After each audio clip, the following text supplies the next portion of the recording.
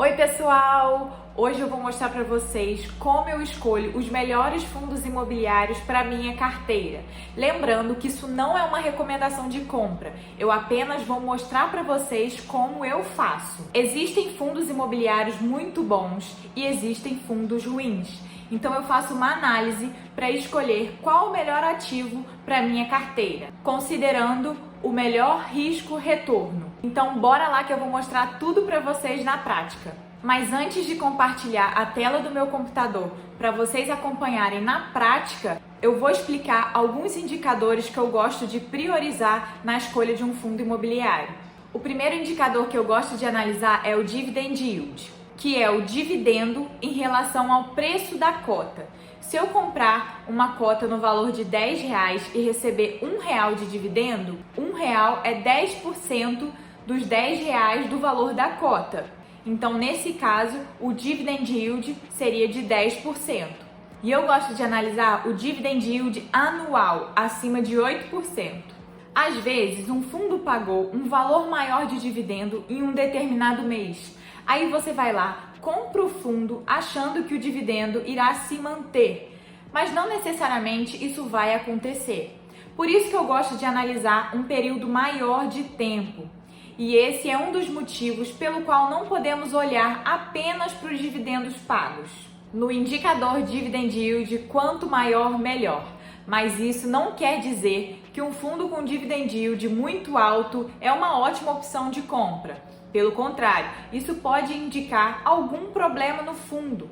Por isso que eu não compro olhando apenas para os dividendos, e sim olhando o fundo como um todo. O segundo indicador que eu uso para analisar é o P sobre VP, preço sobre valor patrimonial. O valor patrimonial é quanto aquele fundo tem de patrimônio investido. O P sobre VP é a métrica que indica se um fundo está caro ou está barato. Por exemplo, se o valor patrimonial é 10, quanto ele deverá valer? R$10? Então o preço sobre o valor patrimonial será 10 sobre 10, que dá 1. Esse seria um valor ok.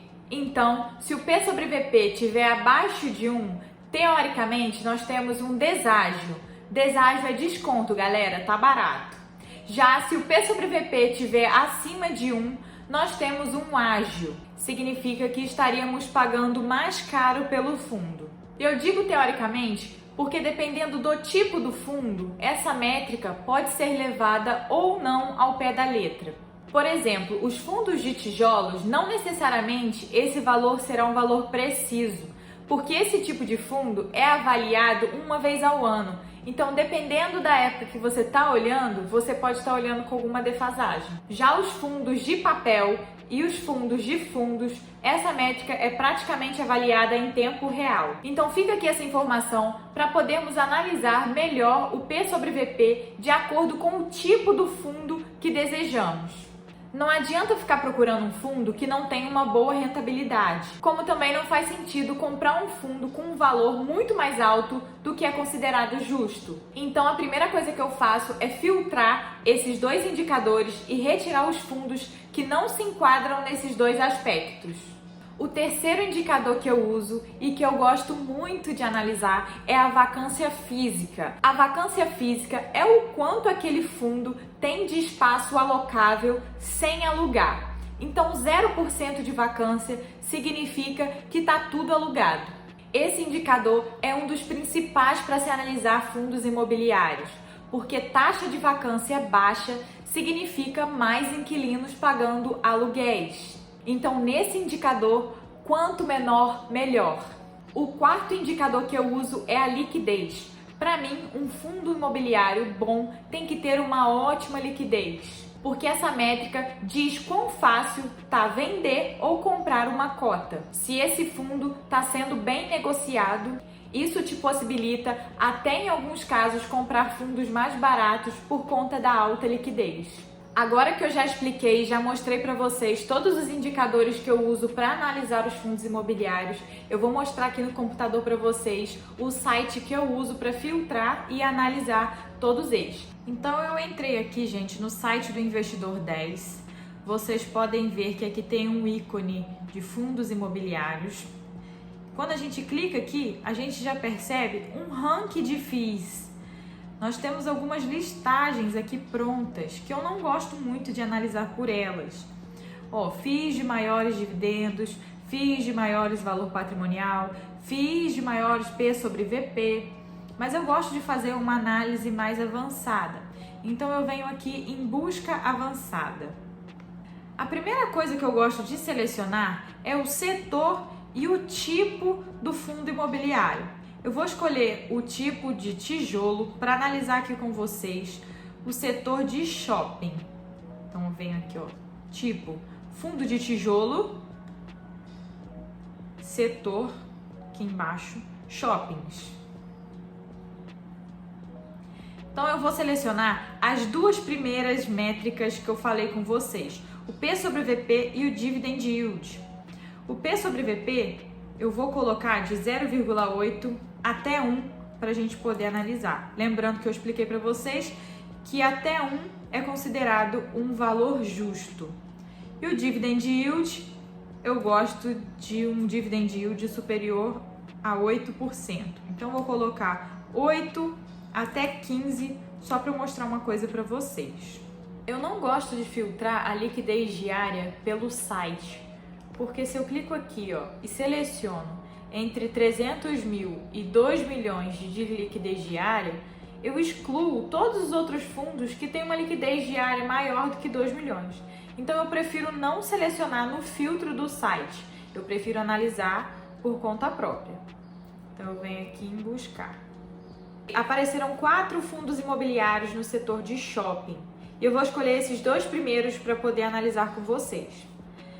A primeira coisa que a gente já pode perceber entre os 2 primeiros é que o primeiro, VSHO, tem uma liquidez diária bem mais baixa do que o segundo, MALL11. O primeiro tem uma liquidez diária de 98 mil e o segundo 1 milhão. Então a gente já vê uma movimentação muito maior no fundo MALL11. Podemos ver também que o fundo VSHO11 tem um Dividend Yield maior que o MALL11. Então agora eu vou abrir cada um deles separadamente para a gente analisar as outras métricas. A gente já começa vendo que o Dividend Yield do VSHO é maior do que o MALL11, né? Mas vamos olhar aqui a vacância. A vacância do VSHO está 11%.